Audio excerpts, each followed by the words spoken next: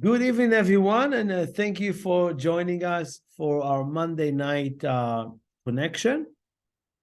And I want to remind ourselves that it's not a given that we have it, or it's like we have this connection every week. It's appreciated, and I hope each one of us can take it in and use it. It doesn't matter. I never looking into the amount of people, or looking into the soul of what that soul can do to this world. Because on a soul level, we can all influence in tremendous ways. So it might be one person. Many of us are focusing on numbers. Again, there is an importance for collective or growth or impact in a larger way. I get it. But most of us forget that sometimes one person can make the whole difference. I wouldn't say sometimes, I says all the time. But a lot of us with our ego, with our more and more is better. Less is more and more concentrated. But obviously, we want to spread it until we get to that one person who complete tilt all that reality into an amazing and beautiful place. This week, we're starting with a new book. And I told you before last week, we have 5 books of Moses that divided into 5 different firmament, 5 different layers that are exist in this world, that majority of us, we need, and we're going to learn about those 4 phases. The 5th is unknown, unseen, and unimportant for this world right now. So I spoke about it in those 4 phases of the progression of how each one of us get control over our life. This week, we're starting the 3rd book called Vayikra, Deuteronomy. Leviticus, I'm sorry. It's Leviticus. Called Sefer Vayikra, Leviticus. And the first portion called Vayikra, named after the book. Okay? So we know that in the third level in all revelation, right? Again, I'm not going into many details about what it means. But within this reading, within the entire book, until we end this book, okay? What you want to focus your energy, what we want to connect to, is a broader sight, is a broader understanding of who you are and what your purpose in life. The entire book is geared to build us a vessel that have many layers, not one layer that is broken or been dismissed in a second. So the whole book is called The Energy of Bina, without going into many details what it is, but understanding of a deeper connection to who you are in this world. Connecting deeply to the creator of this world. This is this work. We know that in this book, when you teach kids usually going to start not from Genesis, from this book, right? And right away giving them, that's a very important lessons that they start teaching kids. Now, what does it mean, kids? We are kids. Every person in his process, we consider to be as kids compared to the spiritual elevation we meant to achieve. We are still kids. Many of us think that we are adult, and then when we behave as kids, we feel bad or we embarrassed. Just understand, you are a child. They told me 50 is the new 20. So come on, 60 will be the 30, right? So all of us getting back to become kids. What do you mean kids? Curiosity. What is it, kids? Desire, endless desire, right? Have you ever given a kid a candy and tell him you want more? He's never going to say no. Yeah, give me more, right? Most of us, we get something. Oh, thank you, I got it. No. So in this book, we're creating a larger, greater awareness of who we are in this world. Called Vayikra. Again, there's many codes within that. But I want to start with the first lesson that we want to connect. It says that in this parasha, in this section, it says, "Vayakriv oto lirtzono," and the Creator brought Moses closer to his, or closer, right? Lirtzono is to his will. He wanted to bring them closer. So if you read it clearly, Yakriv oto lirtzono, it says that the Creator brought him closer. Let's understand what it means. The word closer, why is it mentioning here? But second is, it says, bring him closer to the desire of the Creator. Now, wait a second. First of all, why do we need to ask the desire from the Creator?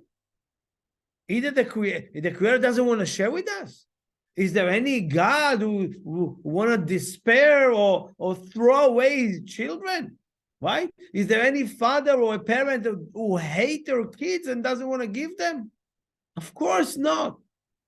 I mean, it's very hard for me to conceptualize something like that, but majority of us, you know, obviously, let's say if you have company, you hate to give to your company or anything that you build, you want to give more to it.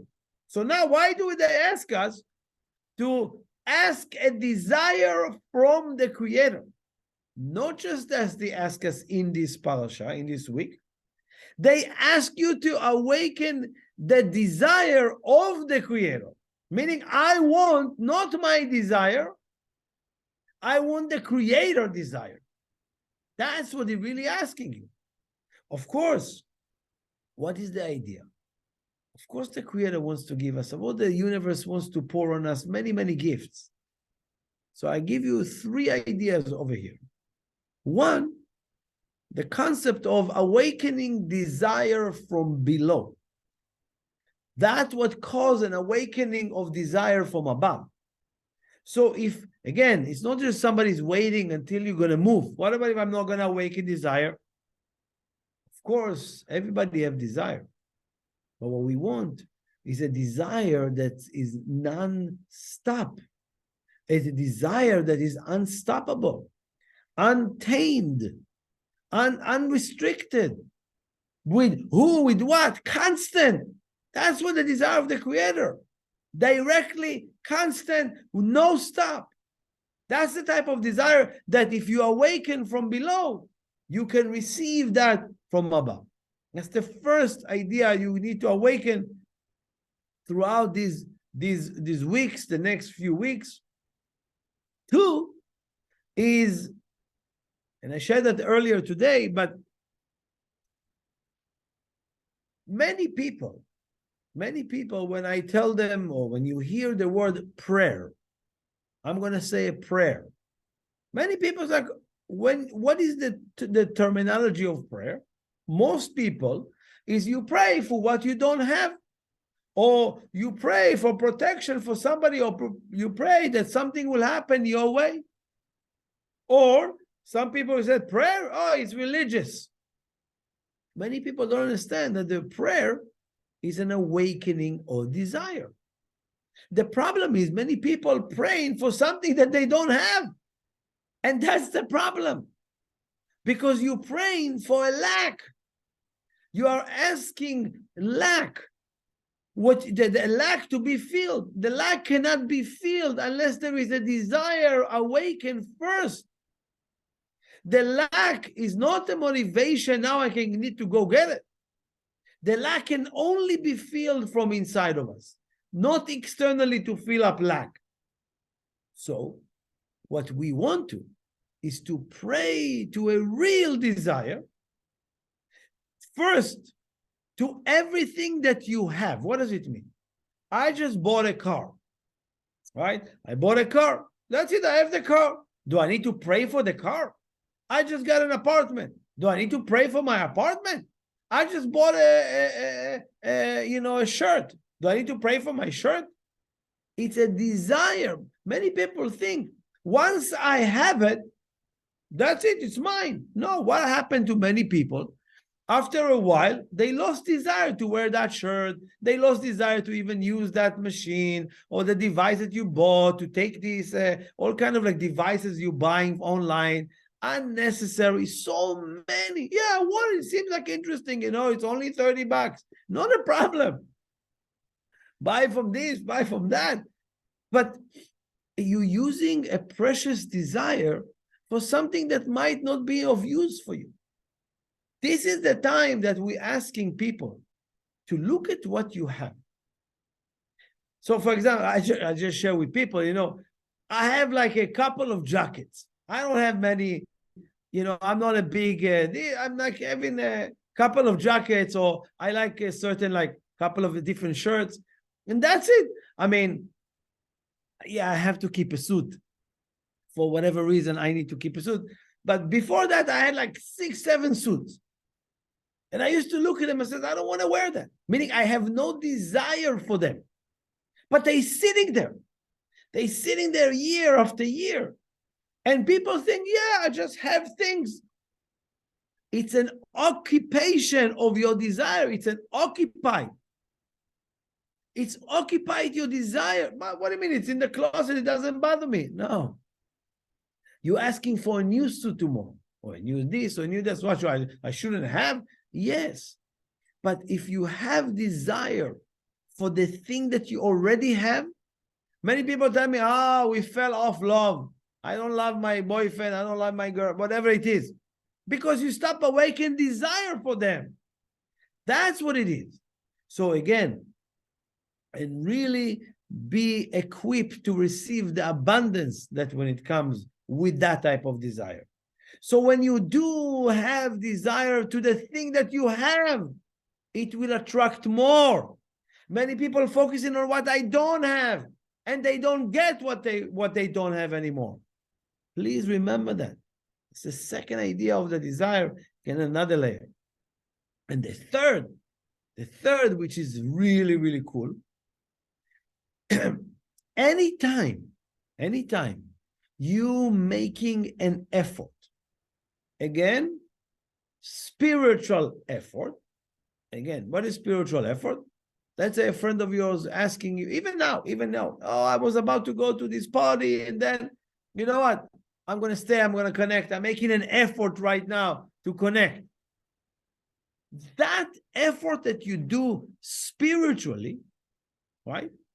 You know what it does to the Creator? Because we're not always having the amazing desire, and we're not always elevated like we can and should be, right? We coerce the light to funnel the way we need right now. Anytime you're making a spiritual effort, you're almost twisting the hand of the Creator. That's how it is described a little bit more in the writings. To wherever I know deserve.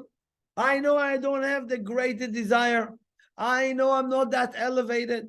But my effort right now will bring me to a different state of mind, to a different elevated light. Even if I don't deserve my soulmate right now, but the effort is almost coercing the light to heal you, because sometimes you see people in a desperate situation, or difficult time, or in pain, or sickness, So sometimes, you would pray for that individual and nothing happening. But it's regular prayer or intense prayer. But when you make an effort, a spiritual effort, now I'm saying to myself, that spiritual effort, I want that to help that individual to find his soulmate, to heal his sickness or terrible situation in their life. That effort is a vessel where you can ask and demand from life a little bit more. But that comes only with effort. If it's easy for you, yeah, it was effortless. How many of us? Effortless. There's no light. That's very nice. People think, no, it's easy for me. Just ask me, right? I like it. Anyway, another thing that we want to ask this week, and continuing on, he says, Ana hodea oda chatato. It says, please, light, show me where not I'm making mistakes. Where am I disconnected? You know, it's like, you know, when you have like, I always give this example, you know, but maybe there's like a leak in the house, or a short circuit in the wire. So they come in with a device over the walls and they tell you, oh, here, this is the place, right? Most of us don't have that gauge because we don't know what disconnect us or what connect us. Wait a second, what have I done that made that deal happening? You know, sometimes you go in, you know, and somebody who closes the deal says, "What? Tell me what is the thing that you feel closed the deal?" Right? They can never know. Oh, he says, "Was that thing, or was I wearing perfume, or what was it? I shut up. What was that closed the deal?" Most people disconnected from that, and then they trying to emulate it the next week or the next time, and it doesn't work. You have to ask for that sight. You have to ask for that vision. Tell me, please, light, show me a message. Where am I disconnected? Show me, what do I need to transform about myself? If you don't ask for that, it's going to be very hard to show it to you. Next, in this week, I'm going to share with you a story. And that story really like manifesting a lot for me in the spiritual dimension I'm talking about.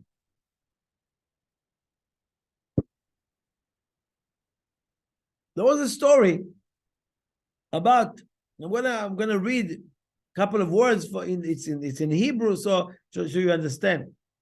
I'll translate it.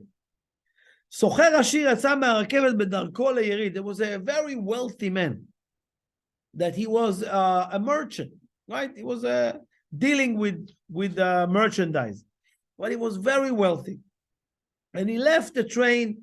In his way, he came on a train to the city where the convention is, and he left his small bag next to where he was, where everybody pick up the luggage, right? So with the baggage claim, he left his bag, and the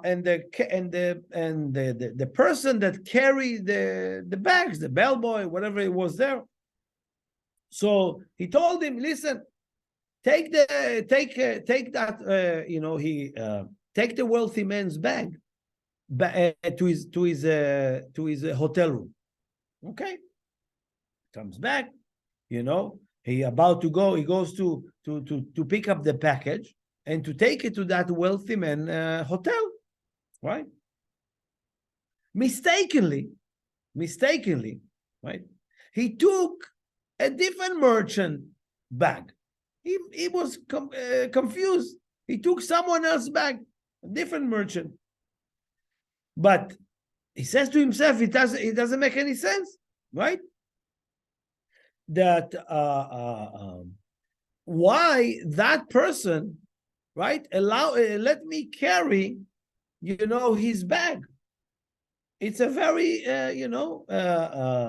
again, the bag of the wealthy man was very light. When he came, he always said himself, why does the man want me to carry his bag? It's a very light bag. He doesn't really need me. Maybe he want to do me a favor. That's why he asked me to carry his bag. It's a very light bag. But when he came to pick up the bag, he saw it's huge bag, very heavy, very, very heavy. So he carried it all the way to the hotel. He's like sweating and he's like so frustrated and like, what is this bag? Wow, I never carry such a heavy weight, And he came to the room and he knocked on the door, and the wealthy man pull up maybe a couple of dollars. They were usually what he gives him, just to carry the little briefcase. So the man looking at $2, he says, that's usually when he gives me for his small bag. But right now, you know what it took me to carry this? I even asked for help from few people to carry this baggage. And he gave me this dollar, the same thing? I don't think it's right. Right? So he got a little bit offended. He got a little bit offended by that wealthy man. And then he says, I worked so hard. Usually when you tell me to take your bag, it's very light, it's no problem. $2. Thank you very much, appreciate it. But now This is like a real, like a big merchandise. And you gave me a little bit like that. The wealthy man look at him. He says, if you carry that of a heavy weight of a merchandise, apparently you did not take my package. You didn't carry my package. In my bag, there's few diamonds, few precious stones, gems. That's it. That should be. So, go to the person that heavy merchant belonged to. Ask money from him. This is the secret. It's a beautiful secret of that story. If a person think for a second that I'm doing so much work spiritually, and it's so hard, and it's so difficult, the spiritual world, and it's so difficult to be spiritual, or it's so heavy, carry the yoke of the world, and doing all these mitzvot, and doing all those actions, it's a lot. The Creator comes to somebody like that and says, I don't think you actually worked for me. You work for my friend, the negative side. He have a heavy. He makes you carry all these physical things. For me, it's very light. Only precious jewel and secrets. So you see, many of us, before we even start spirituality or take it to the next level, a lot of people think, oh, it's going to be so hard to be spiritual. Why do I need all of that? And spending all the time in meditating, and spending all the time in a prayer, or in connections, or in doing this, or volunteering, or whatever it is, or study. It seems like so heavy. You don't do spiritual work. Spiritual work, if you don't ask for more and more and more, I guess you think it's hard. It's heavy. You're not doing the work. It's the work of the other side. It's the work of the what we call the negative side that convinces us, in this world. So obviously this entire next book, not just this portion, we want to light it up. Light up your spiritual world. Light up your spiritual consciousness. It shouldn't be heavy. It shouldn't be frustrating. It shouldn't be like that. It should be like the most exciting thing you're waking up for. I can't wake up tomorrow to start my work again, right? Most of us like, oh, again tomorrow, oh, again next week is going to be longer prayer. Many of us are focusing on the wrong thing because we're working for the wrong merchant, right? The word idea. Hope that's clear. It's very, very powerful to remove all kind of complaints about your spiritual path. The next thing is, as I said before, because like we're teaching kids these ideas, this is what you're building. It's like, for example, you see that vessel, you see that cup. That cup is very fragile, right? But if I'll add another layer and another layer and another layer, right? So now that cup can hold way more stronger or hot or very different material inside. The same thing for us. As I said before, the goal is to build layers and firmaments and protection to our vessel, to whatever you build as a vessel, to stay, not to be shattered. And for that, in order to build a very strong vessel, there is something that we call, in the whole portion speaks about, sacrifices. Sacrifices. Now let me explain the spiritual significance for that. Not what you learned, what you heard from religion, what you heard in life, and more importantly, what do we sacrifice? When you go to the gym, like all of you know, you have to shatter your muscles and to rebuild them again. It's a very natural process. When they show it to you in in life, tell you, oh, why do I work out? I do push-ups and I have pain. Maybe I'm doing something wrong. He says, no. Have you seen somebody who going to the gym and then going to the doctor? I have pain. Stupid, right? Silly, because the doctor will say, listen, is a very natural thing. You broke the muscle, you tear the muscle, and then you rebuild them again. Now, that's the pain. Yeah, wait a couple of days or do some relaxation, put some Epsom salt, blah, blah, blah. It's all going to be okay. It's a natural thing. But for the person, I'm in pain. I barely can stand. I'm trying to stand. My quads, my this, my biceps, all kind of stories, right? What really happening there? It's exactly in spirituality. Each one of us, or even, you know what, I'll give you more examples. Let's say you're wearing your clothes. You went, you got dressed today. You went out to the city, walk around, or go to work, coming back. What most people doing with the clothes that they wear today? Again, depend the individual. But some of your clothing you put in the laundry. Some of the clothing, let's say, for example, my jacket, I wore it from here to there. I'm not going to put it in the laundry, right? But the undershirt or whatever it is, that you wear throughout the day, you put it in the laundry. Is the laundry a bad place? Is the laundry a negative thing? Anybody, all of us, I have to do my laundry. Wow. I keep my laundry for only Wednesday now. It's Thursday. I piled up. I didn't do 2 weeks, my laundry, blah, blah, blah, right? Become frustrated. But really, is it a bad thing? Absolutely not. Think about it. Even you didn't really work like in a garage or you were dirty. You just wore it. You just wore a t-shirt from here to there. You came back home. You put it in the laundry. Why? Why? It's exactly spiritual process. I tell you why. I mean, some of us going with the same shirt for years, right? But no laundry. But you know how it feels, right? And you know how it smells, right? Until it smells, I don't put it in the laundry, right? Some of the single people.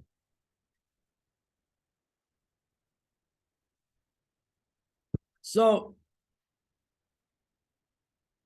every time you wear that clothing, it gets dirty. Right away. You think that each one of us, alive, breathing, living in this world every single day. What is your laundry? Oh yeah, I'm taking a shower. Is that taking all the negativity you accumulate? Is that taking away all the ego that you created? Is that taking all the selfishness that you were involved today? Is that taking care of all the behavior that you had today? No. But you need to go to laundry. You need to put yourself in a laundry, right? So what is sacrifice? Sacrifices is the laundry machine. Let me explain to you about sacrifice, okay? The word sacrifice, many people, again, if you read in the Torah or the ancient Bible, right? It's going to speak about sacrifice of animals. Have you heard that before? You take an animal, you slaughter, you burn it, whatever it is, and then the sacrificial lamb or whatever it is. And that sacrifice meant to cleanse. Okay. But today, we don't do that anymore. So why do I care about all those sacrifices? Two things. The words that the Kabbalists use for korban, which is sacrifice, it's very much a code. Anytime you're reading today with the power of the Torah, the power of the Zohar, the power of the letters, when you read about it, it's as if you actually sacrifice it. Today, we don't do the action physically because we don't have the Holy Temple. And we're not in that era anymore. But that reading about it, it's as if you are actually sacrificing. That's first big picture. But let's talk about sacrifices. The word korban is sacrifice, but it have a different meaning. Korban, first of all, is the word, exact word for a victim. Victim. Victim was actually sacrificed. Anytime, my friends, that you are falling to a victim consciousness, you've been sacrificed. You are the sacrifice. Every time you're using victim consciousness, it's as if that you actually were chosen to be sacrificial lamb. It's crazy. People think as a victim, people will forgive me. Victim? You made yourself the sacrifice. But what do you want? I didn't do. Okay. Let's say you didn't know. What are you going to do about it from today? Are you going to still treat yourself as a victim to life? Are you going to, what do you want? I'm born to this parent. What do you want? I grew up in this country. What do you want? I'm Israeli. So what? You're not a victim. The victim is the sacrifice. Second thing is, the word korban have the word krav. Krav, which is a battle, a fight, a war. Why? Because you need to fight that victim consciousness. Anytime you're about to sacrifice something, you know what? Let me sacrifice my place. Take my place. You know what? That happened to you before? You're waiting in line, like let's say CVS, blah, blah, blah. And you have all the time in the world. And somebody comes in a rush and says, oh, please take my spot. Right?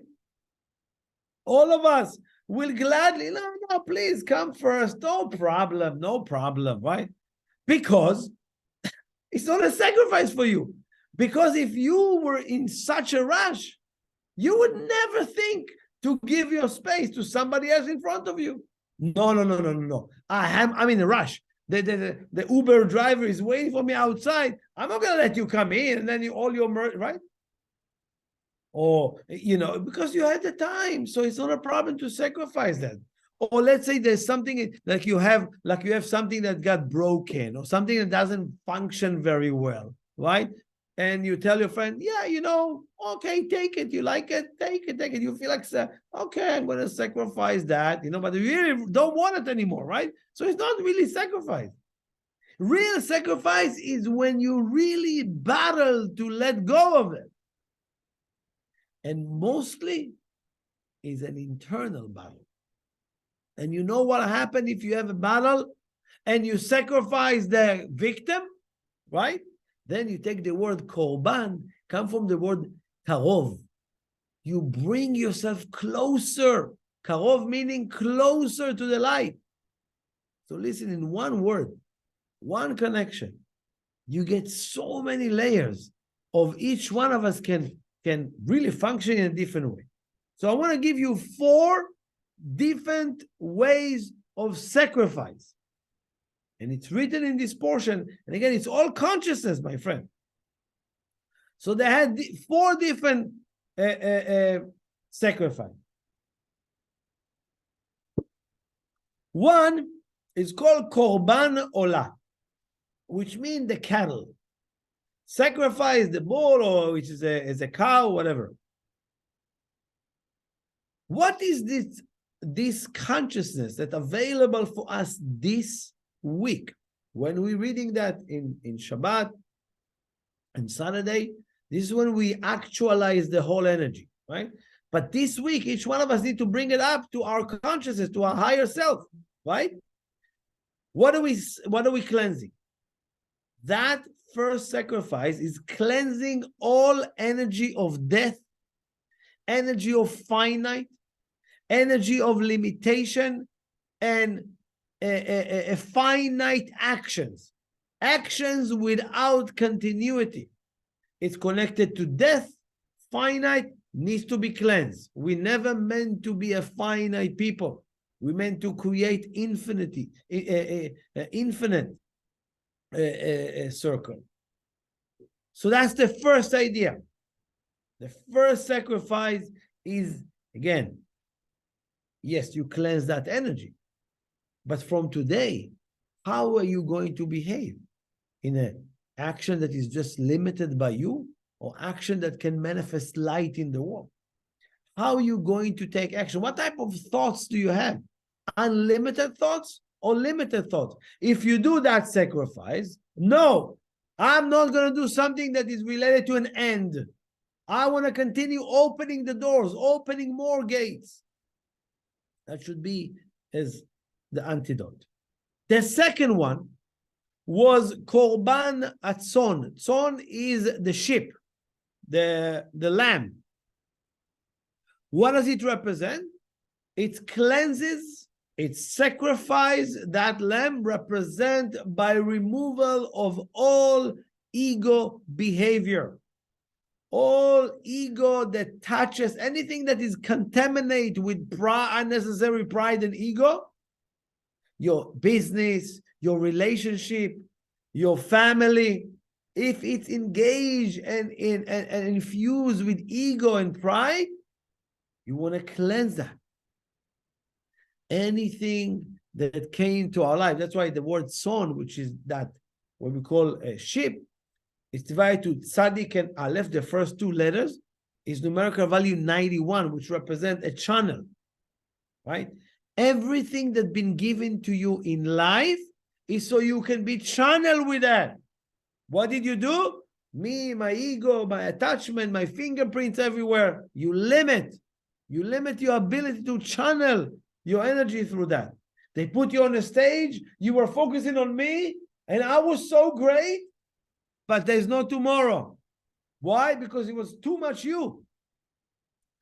Third, and remind you in a second, our money, our energy, our how, everything that you receive in life, never meant to be pumping your ego.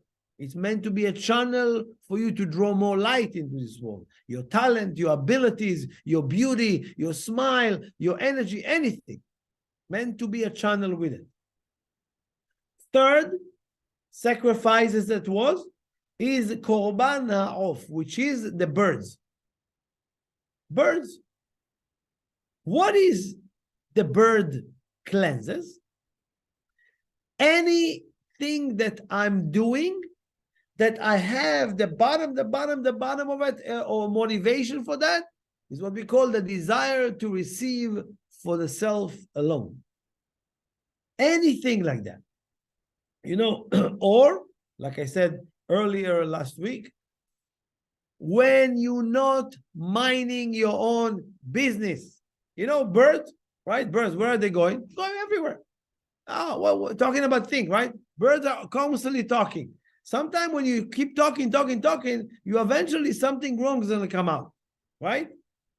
So please, eventually when you talk, you're going to be able to, it's very hard, you know, but people eventually when they talk, sometimes some evil come out, okay? We have to be careful because it's motivated with the desire to receive for the self alone, okay? So anything that connected to that aspect needs to be cleansed, needs to be that sacrifice, cleansing that energy. The fourth one is korban nefesh. What does it mean? Food. Nefesh is the lower level of our body that connected to food. Now, there's a lot of sacrifice with food, right? Because if I'll tell you, listen, you have to sacrifice sugar, right? If somebody goes to the doctor and the doctor telling him, hey, you need to stop eating sugar because of diabetic, blah, blah, the risk of this, risk of that, everybody will sacrifice sugar right away. The same thing people don't know, that what you eat is what you become. We have to understand, again, it speaks about a lot of, again, it's a different conversation. Maybe we have time in different time to speak about what does it mean? Why the idea of a kosher food, right? What does it mean? People think it's maybe it's a scam or whatever it is, but we know every type of food have an energy within it. And that energy is clinged on you as soon as you eat it. So people eating food that sometimes is like not a good energy for them. They don't know it's influenced them. So again, food can influence in a bad way to your soul and to your functionality. Imagine you're about to go to an important meeting and you stuff yourself with food. Are you energized? Are you powerful? You're like, okay, let's go finish with the meeting, right? The food takes down. So again, we have to make sure each one of us checking, what's the right food for me? What's the not right food for me? What's the amount of food that I'm eating that is helping me being sharp, being clear? Or a food that makes me like, crazy dream at night and all kind of like, like vomiting feeling, sometimes for people. Please, again, each one of us in his own way, find out food, and if you need to find a way to sacrifice either the amount, each one of you, either the amount or the type or the hours or the consistency. Find out what works for you. Take the time. It's very important to your functionality in a best performance, okay? But I said before, these are the 4 that been cleansing this week. Each one of us need to know that is happening.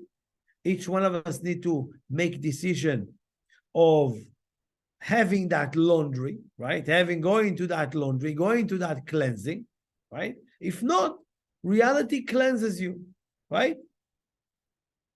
So reminding you, the sacrifice cannot be damaged.